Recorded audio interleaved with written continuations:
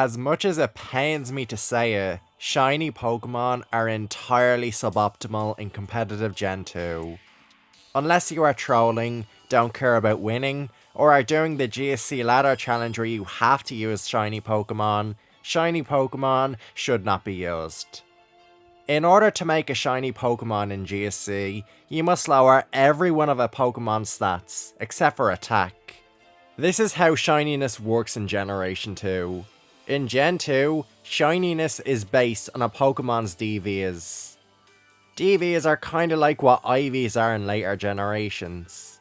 They are predetermined, and they decide a Pokemon's stats. The attack, defense, special attack, special defense, and speed of a Pokemon are all decided by DVs. HP is decided by the other stats DVs. Unlike IVs, which range from 0 to 31, DVs only range from 0 to 15. DVs don't just determine a Pokemon's stats though. They also influence gender, hidden power type, and of course, shininess. For a Pokemon to be shiny in Gen 2, it needs to have 10 DVs in all of its stats, bar attack. Because the HP DV is decided by the other DVs, it has to be 8. Attack is the only stat you can keep at 15 DVs. This is where the problem comes in. In competitive Pokemon, you really want to have the best stats possible. I mean, it's just common sense. The strongest Pokemon are the most effective and will make you win the most games. In order to use a shiny Pokemon, you have to decrease your stats by a significant margin. Let's compare the stats of a non-shiny Snorlax against the shiny Snorlax. The shiny Snorlax has 14 less HP and 10 less defense, special attack, special defense, and speed. The shiny Snorlax is less bulky, fast, and powerful on the special side.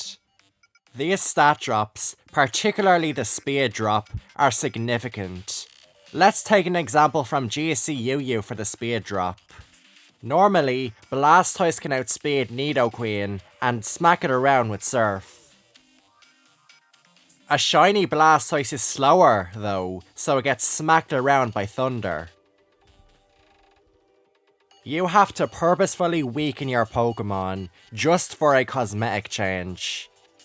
You must lower your DVs for most hidden power types, but A, it's not that big of a drop, and B, hidden power has actual competitive use. Speaking of hidden power, shiny Pokemon can't use it.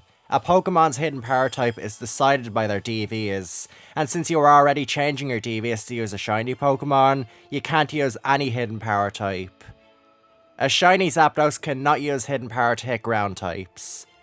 Said shiny Zapdos is also weaker, less bulky, and slower than a non-shiny Zapdos. Running shiny Pokemon in GSC does nothing but weaken you. In conclusion, shiny Pokemon are entirely suboptimal to use in GSC. It's a real shame because a lot of the shiny sprites are really cool looking.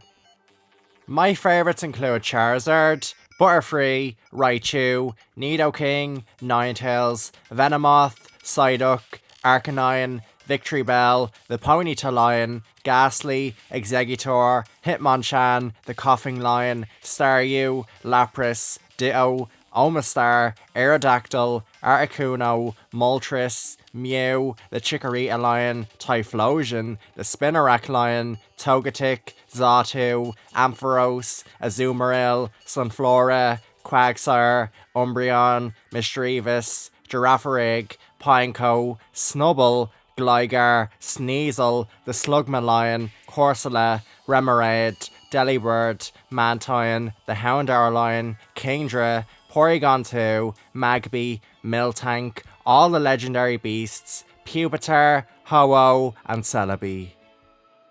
I've also theorised a hypothetical GSC meta where every Pokemon has to be shiny, and it would be a physical attacker's paradise. Attack is the only stat you can keep at 15 DVs, and every Pokemon is physically frailer. Plus, it would just be cool to use shinies in a competitive setting.